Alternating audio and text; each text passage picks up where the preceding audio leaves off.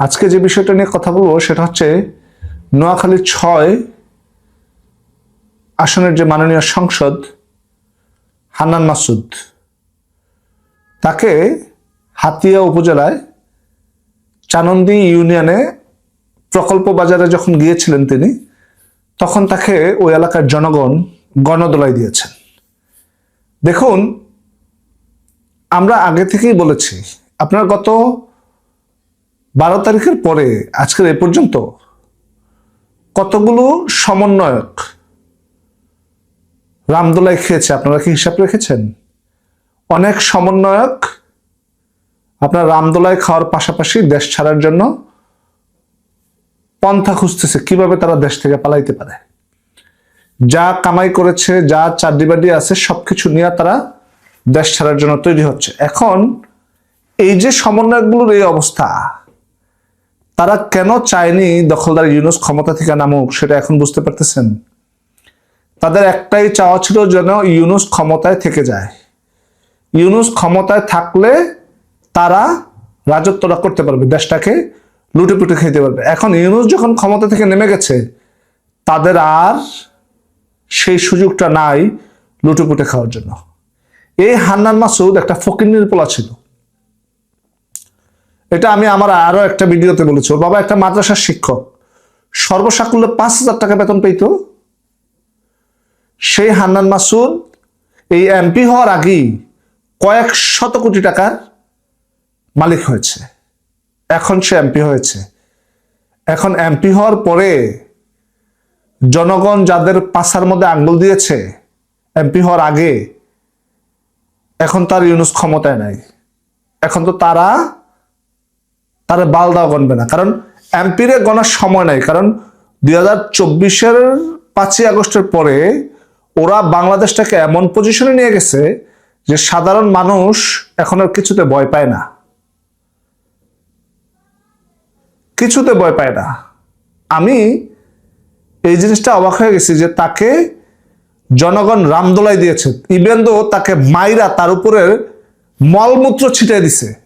চিন্তা করেন মানুষের ক্ষোভটা কত, মানুষ কি পরিমাণ ক্ষোভ তাকে নিয়ে তার উপরে মলমূত্র ছিটিয়ে দিছে। আপনারা দেখতেছেন, আমি আমার মোবাইলে খেলা চলতেছে, ফুটবল খেলা।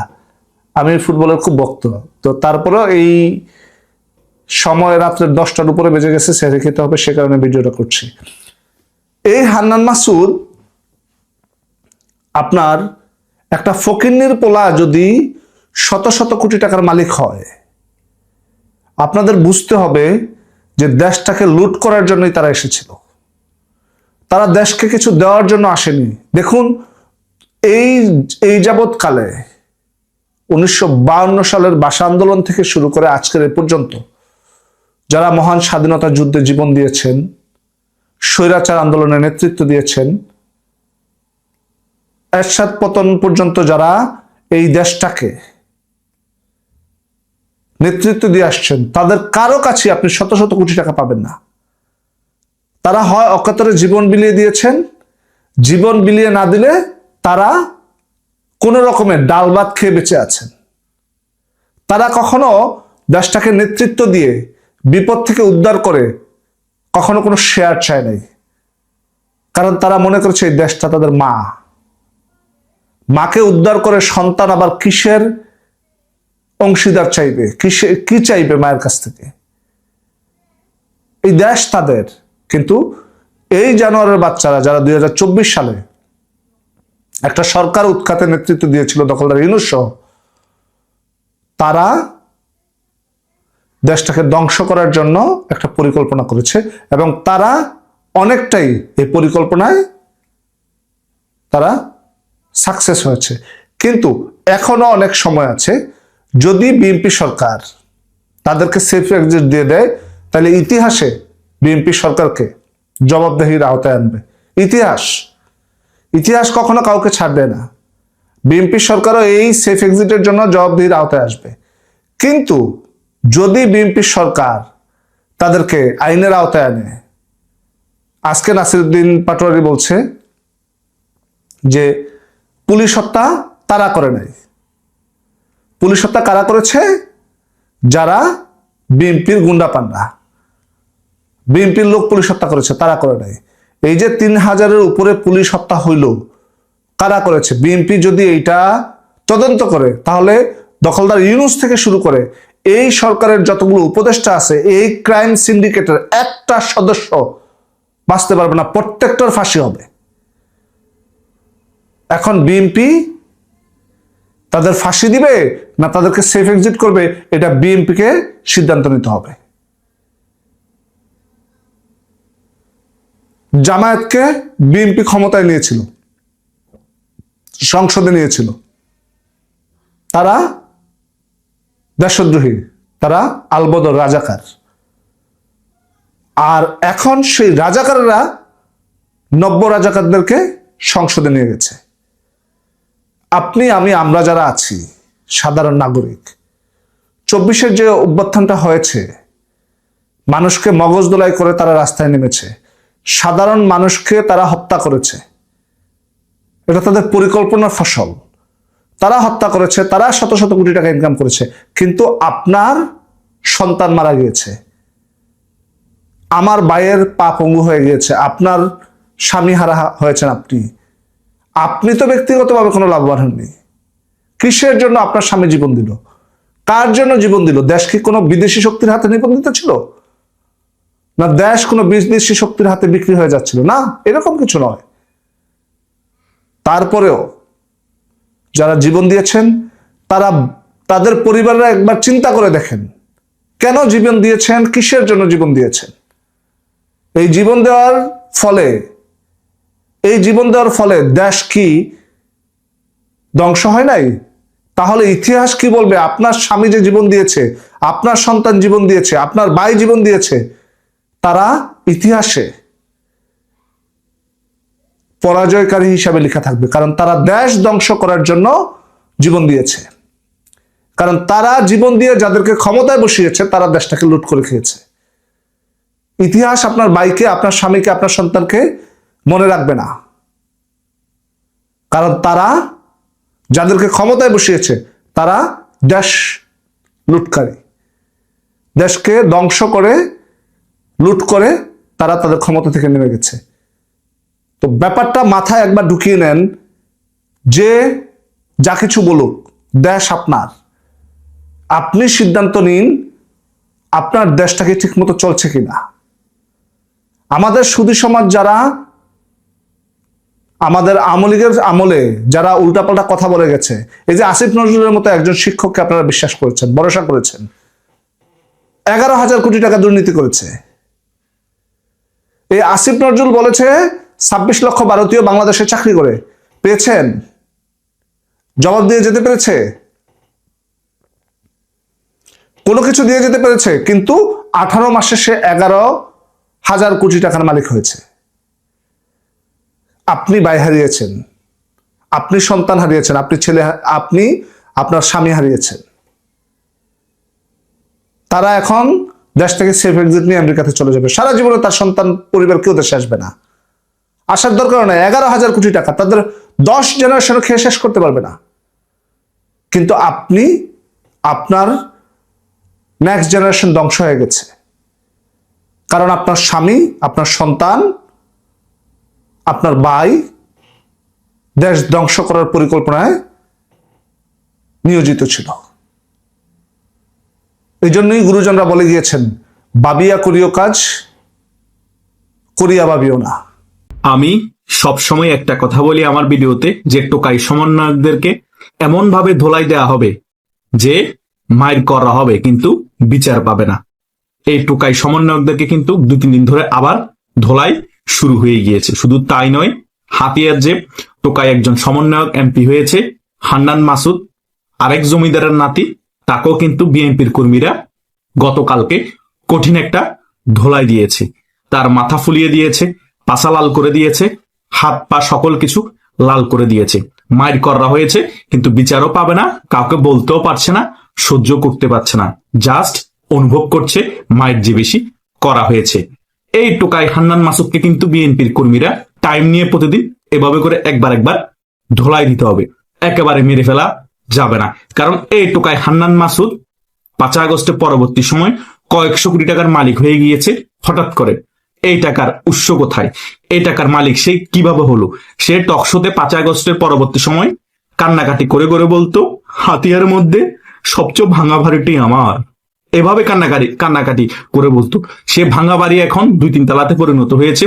সে তার বাবার সম্পত্তির পরিমাণের থেকে তার সম্পত্তির পরিমাণ 10 গুণ বেশি হয়ে গিয়েছে। এটাই এখন রিয়েলিটি। সো বিএনপির কর্মীরা এই টোকাই সমন্বয়কদেরকে মেরে মেরে প্রশ্ন করতে হবে জনগণকে সাথে নিয়ে, যে তোমার এই টাকার উৎস কি, তুমি কি ব্যবসা করো, আঙ্গুল ফুলে হঠাৎ করে কিভাবে কলা গাছ হয়ে গিয়েছো, তোমার হাতিয়ার ভাঙা বাড়ি এখন বিল্ডিং এ কি করে পরিণত হয়েছে, তুমি কিভাবে এমপি হলা, এমপি হওয়ার জন্য নির্বাচন করার জন্য এত টাকা কোথায় রেখে পেলা, এই সকল প্রশ্ন করা হবে আর ডেইলি টাইম নিয়ে মারা হবে। এভাবে করে করে পাশা লাল করে দিতে হবে, মাথার মধ্যে মেরে টিলা বানায় ফেলতে হবে, হাত পা লাল করে ফেলতে হবে, কিন্তু একেবারে মেরে ফেলা যাবে না। কারণ এদেরকে প্রত্যেকদিন এক দফা ডোজ দিয়ে মারতে হবে, তা না হলে কাজ হবে না। শুধু এই টোকায় হান্নান মাসুদকে মারলে হবে না, জনগণ এই পেটলা নাহিদকে ধরে তার পেটের ভুঁড়ি কমিয়ে দিতে হবে। আমার কথা হচ্ছে এই গোপালবার পেটলা নাহিদ বয়স এখনো 30 হয়নি, তার পেটের যে ওজন, এত পরিমাণ খানা খায় সারাদিন, যেখানে যায় সেখানে টাকার ওজন, খানার ওজনে সে এখন হাঁটতে পারে না, জায়গায় জায়গায় হাঁটে গোপাল ভাড়ের মতো। এই টাকার উৎস কোথায়? পেট মেরে মেরে কমায় ফেলতে হবে পেটলা নাহিদের। বিনা ভোটে এমপি বানিয়ে দিয়েছে ডক্টর ইউনূস। আরেক জমিদারের নাতি সার্ভিস আলম তো মায়ের ভয়ে ঘর বাড়িতে এখন যায় না, সে তো নির্বাচনে হেরে গিয়েছে। আরেক শিবিরের গুপ্ত কর্মী ছিল আক্তার হোসেন, সেও রংপুরে নির্বাচনের পরে মাইকটের খায় ছেঁড়া বেড়া হয়ে গিয়েছে, সে এখন ঘর বাড়িতে যেতে পারে না।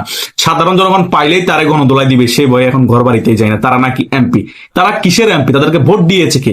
সারা বাংলাদেশ মিলে সকল এনসিপির টোকাইগুলো 5 থেকে 10,000 ভোট পাবে না। এদেরকে ডক্টর সিলেক্টিভ ভাবে 6 জনকে এমপি বানিয়ে দিয়েছে। এটাই হচ্ছে রিয়েলিটি। তাই জনগণ যে মিশনে নেমেছেন, বিএনপির কর্মীরা যে মিশনে নেমেছেন, তারা সেই মিশন নিয়ে বিজি থাকেন। দফায় দফায় টাইম নিয়ে এ সকল টোকাই সমন্বয়ক এমপিদেরকে মারা হবে। আর যে সকল সমন্বয়কের মধ্যে জমিদারের নাতি আছে, তাদেরকে টাইম নিয়ে মারতে হবে। তাদেরকে প্রশ্ন করতে হবে, তোরা কি 5 আগস্টের পরে জমিদারের নাতি হয়েছস, নাকি 5 আগস্টের আগে থেকে তোদের পূর্বপুরুষ জমিদার ছিল?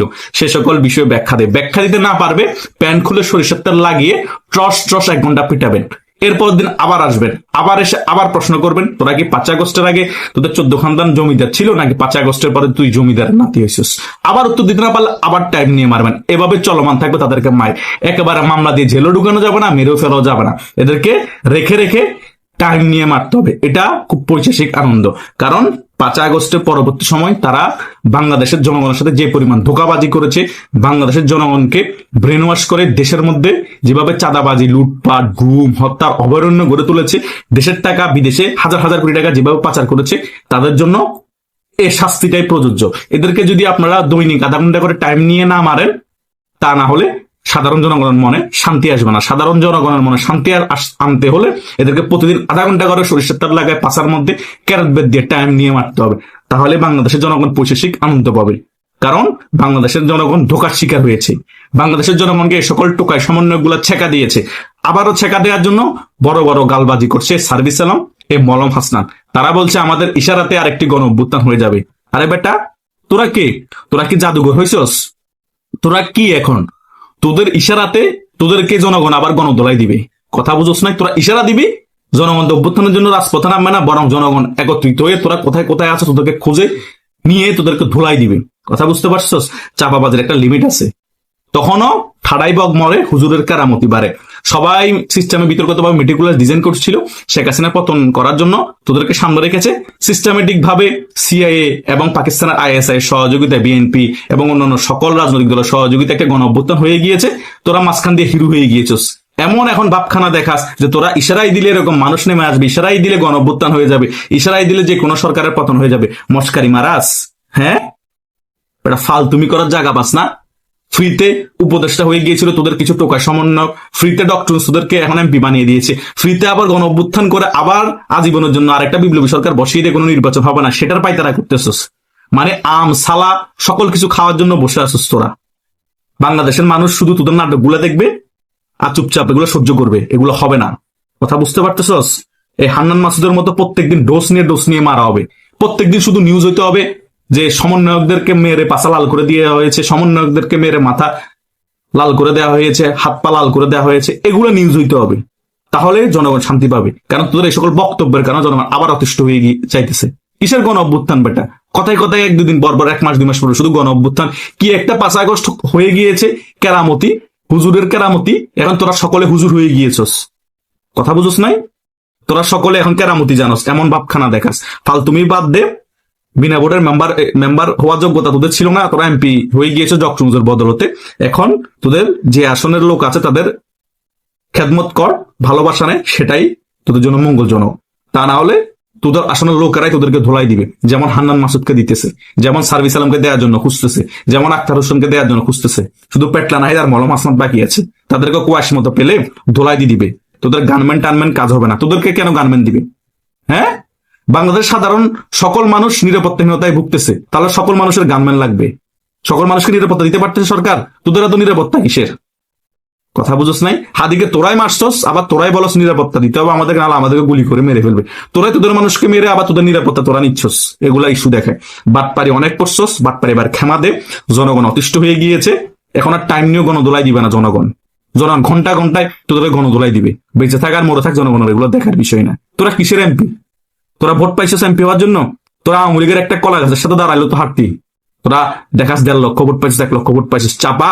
1.5 লক্ষ মানুষ তো ভোট দিতেই যায়নি। অনেক আসনে দেখলাম যে ভোটারের থেকে ভোট বেশি পড়ে গেছে, মানে এমন ভাবে ভুয়ো ভোট দেওয়া হয়েছে, জাল ভোট দেওয়া হয়েছে। অনেক আসনে দেখেছি ভোটার আছে 5 লাখ, মাত্র ভোট হয়েছে 30,000। সেখান থেকে 10,000 এক প্রার্থী, আরেক প্রার্থী 16-17 হাজার পেয়ে এমপি হয়ে গিয়েছে। একটা মেম্বারের ভোট একটা এমপি আসনে পড়েছে। এভাবে করে নির্বাচন হয়েছে, আর সেই নির্বাচনের এমপি তোরা। আর এখন গালবাজি করে ভাবসাব দেখাস আমরা এমপি। কি বলার এমপি বেটা? চাপাবাজি বন্ধ কর, না হলে টাইম নিয়ে জনগণ গণদোলাই দিবে প্রতিদিন। পাশা টাসা লাল করে ফেলবে হান্নান মাসুদের মতো, কিছুই করতে পারবি না। আশা করছি আপনারা সকল বিষয় বুঝতে পেরেছেন।